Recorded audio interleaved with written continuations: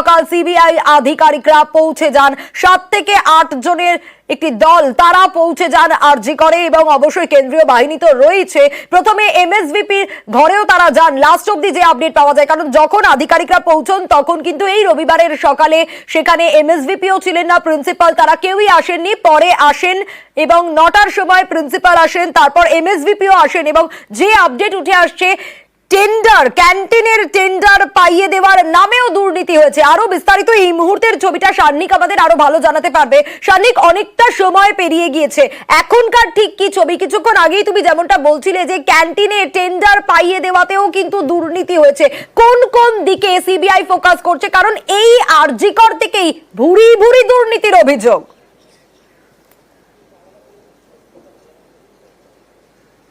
একেবারে শুধুমাত্র ক্যান্টিন নয়, একাধিক অভিযোগ সামনে যেমন রয়েছে, সেই অভিযোগগুলোকে নিয়েই তদন্ত করার ক্ষেত্রে একদিকে যখন আমরা দেখছি ডক্টর সন্দীপ ঘোষ এবং ডক্টর সঞ্জয় বশিষ্ঠের বাড়িতে সিবিআই আধিকারিকরা পৌঁছেছেন, তার পাশাপাশি অবশ্যই অত্যন্ত গুরুত্বপূর্ণ সেই সময় তারা যখন অফিসে ছিলেন সেই সময় তাদের যে অফিস, যেখানে থাকাকালীন তাদের সময় এই দুর্নীতির অভিযোগগুলো সামনে এসেছে, সেই অফিসগুলো, অর্থাৎ তার মধ্যে এমএসভিপির অফিস কেন অত্যন্ত গুরুত্বপূর্ণ? তার কারণ একটা হসপিটাল অ্যাডমিনিস্ট্রেশন চালানোর ক্ষেত্রে শেষ কথা বলেন সেই হসপিটালের মেডিকেল সুপারিনটেন্ডেন্ট। তাই মেডিকেল সুপারিনটেন্ডেন্টের ঘরে গুরুত্বপূর্ণ নথি, সেই সময় যে বিভিন্ন টেন্ডার থেকে শুরু করে বিভিন্ন বিষয়ের যে গুরুত্বপূর্ণ নথি, সেই নথি পাওয়া যেতে পারে তেমনটাই সিবিআই আধিকারিকরা মনে করছেন এবং এই তদন্তকে এগিয়ে নিয়ে যাওয়ার ক্ষেত্রে সেই নথিগুলি অত্যন্ত গুরুত্বপূর্ণ হবে।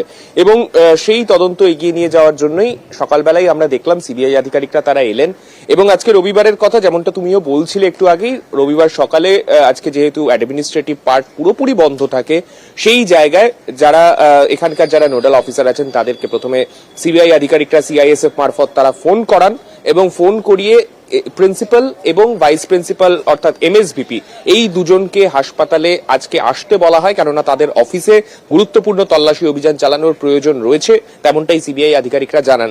এবং সেই মতোই কিছুক্ষণ পরেই গাড়ি নিয়ে 9টার পরে আমরা দেখেছি প্রিন্সিপাল তিনি নিজে ঢোকেন, তার পাশাপাশি এমএসভিপি তিনি নিজে ঢোকেন।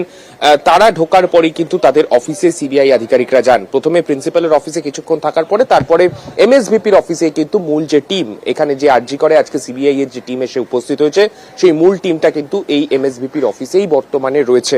এই অফিসে তল্লাশি অভিযান চলছে এবং এখান থেকে ঠিক কি কি গুরুত্বপূর্ণ তথ্য পাওয়া যায় তার উপর অনেকটাই নির্ভর করবে এই গোটা তদন্ত প্রকৃতি কোন দিকে এগোবে, গোটা প্রক্রিয়াটা কিভাবে এগোবে, সেই বিষয়ের তদন্তর অগ্রগতির ক্ষেত্রে কিন্তু এই নথিগুলো অত্যন্ত হেল্পফুল হতে চলেছে সিবিআই এর কাছে, তেমনটাই তারা মনে করছেন।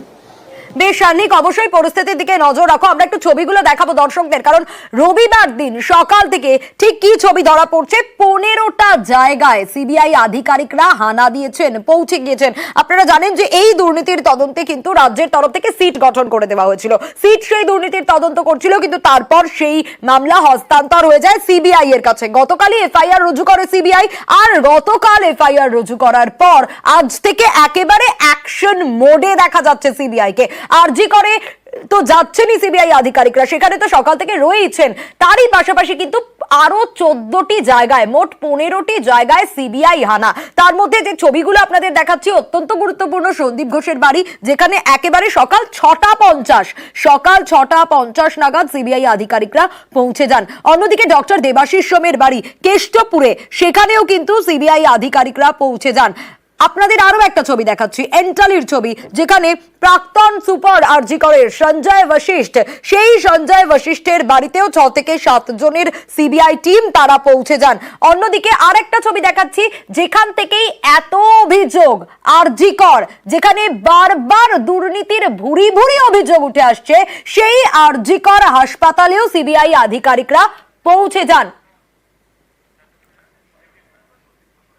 আবারও একটু সন্দীপ ঘোষের বাড়ির দিকেই আমরা নজর রাখবো, কারণ কিছুক্ষণ আগে আপনাদের বলছিলাম সকাল 6:50 নাগাদ সিবিআই আধিকারিকরা পৌঁছন, 8:02 সন্দীপ ঘোষ বেরিয়ে আসেন। এতক্ষণ পর্যন্ত কিন্তু অপেক্ষা করেন সিবিআই আধিকারিকদের বাইরে। সেই সময়কার ছবিটা দেখুন, একেবারে নির্বাক সন্দীপ ঘোষ, কোন রকম কোনো কথা বলছেন না, সংবাদ মাধ্যমের প্রশ্নের উত্তর দেওয়া তো অনেক দূরের কথা। তারপর তিনি দরজা খুলে দেন, সিবিআই আধিকারিকরা ভিতরে ঢোকেন। প্রথমে 5 জন ঢোকেন, তার কিছুক্ষণ পর আরো একজন সিবিআই আধিকারিক ঢোকেন, কিছুক্ষণ পর একজন আধিকারিক বেরিয়ে আসেন বেশ কিছু নথিপত্র নিয়ে। আবার ঢোকেন, কিন্তু 2 ঘন্টা পেরিয়ে গিয়েছে। এই মুহূর্তের ছবিটা ঠিক কি, এখন ঠিক কি ছবি ধরা পড়ছে? বাইরে তো কেন্দ্রীয় বাহিনীর কড়া নিরাপত্তা রয়েছে। অমিত আরো বিস্তারিত এই বিষয়টা আমাদের জানাতে পারবে। অমিত, সন্দীপ ঘোষের বাড়িতে সকাল 6:50 সিবিআই আধিকারিকরা পৌঁছন, 8:02 ঢুকতে পারেন। প্রায় 2.5 ঘন্টা হতে যায়। কি জানা যাচ্ছে, কি আপডেট পাচ্ছ, কোন কোন দিকে ফোকাস করছেন সিবিআই আধিকারিকরা? কারণ এই সন্দীপ ঘোষের বিরুদ্ধে অভিযোগের পাহাড়।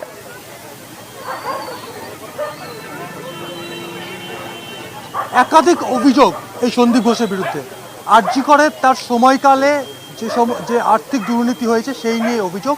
সেই মামলার গতকাল সিবিআইয়ের তরফে এফআইআর করা হয় এবং কালকে রাত্রি 11:30 পর্যন্ত নিজাম প্যালেসে যে সিবিআই দপ্তর, সেখানে এসিবির কর্তারা নিজেদের মধ্যে বৈঠক করেন। তাদের রণকৌশল বা পরিকল্পনা ঠিক হয় কীভাবে কোন পথে তদন্ত এগিয়ে নিয়ে যাওয়া হবে। এবং সেই জায়গা থেকে আজকে সকালে সিবিআইয়ের টিম বিভিন্ন জায়গায় ভাগ হয়ে বিভিন্ন জায়গায় পৌঁছে গিয়েছেন। আমি এই মুহূর্তে রয়েছি বেলেঘাটে সন্দীপ ঘোষের বাড়ির সামনে, যেখানে 6:50 সিবিআই আধিকারিকরা কেন্দ্রীয় বাহিনী নিয়ে এসে উপস্থিত হন। এবং এই মুহূর্তে এই বাড়ি 4তলা বাড়ির ভেতরে এই মুহূর্তে সিবিআইয়ের 6 জন আধিকারিক রয়েছেন এবং এই কেস রিলেটেড বিভিন্ন নথিপত্র নিয়েও সিবিআই আধিকারিকরা এসছেন। সেই সমস্ত নথিপত্রের সাথে তার বিরুদ্ধে যে অভিযোগগুলো উঠেছে সেই সমস্ত অভিযোগের সত্যতা যাচাইয়ের ক্ষেত্রে তাকে জিজ্ঞাসাবাদ করা হচ্ছে এবং একই সঙ্গে তার কাছে এই বাড়িতে যদি কোনো ডকুমেন্টস রাখা থাকে সেই সমস্ত ডকুমেন্টস খতিয়ে দেখার কাজ করা হবে, এমনটাই কিন্তু সিবিআই সূত্রে বলা হচ্ছে। যেহেতু এটি আর্থিক দুর্নীতির অভিযোগ, সরকারি অর্থ নয়ছয়ের অভিযোগ, সেক্ষেত্রে কোথাও গিয়ে কি নিজের অ্যাকাউন্টস অর্থাৎ সন্দীপ ঘোষ বা তার পরিবারের সদস্যদের অ্যাকাউন্টস ব্যবহার করা হয়েছিল এই আর্থিক লেনদেনের ক্ষেত্রে, এই বিষয়টিও খতিয়ে দেখা হচ্ছে। অর্থাৎ সন্দীপ ঘোষ তার পরিবারের সদস্যদের ব্যাংক অ্যাকাউন্টও সিবিআই স্ক্যানারে এই মুহূর্তে, সেই সমস্ত ব্যাংক স্টেটমেন্ট, আয়কর রিটার্ন, সমস্ত যে ডকুমেন্টসগুলো হয় সমস্তটাই খতিয়ে দেখার কাজ কিন্তু শুরু করে দেওয়া হয়েছে সিবিআইয়ের তরফে। সিবিআই 6 জন আধিকারিক এই মুহূর্তে বাড়ির ভেতরে রয়েছে এবং বাইরে কেন্দ্রীয় বাহিনীর ঘেরাটোপ রয়েছে। কোনো রকম যাতে বিশৃঙ্খলা তৈরি না হয় এই কারণে বেলেঘাটা থানার তরফেও পুলিশ মোতায়েন করা হয়েছে সন্দীপ ঘোষের বাড়ির সামনে।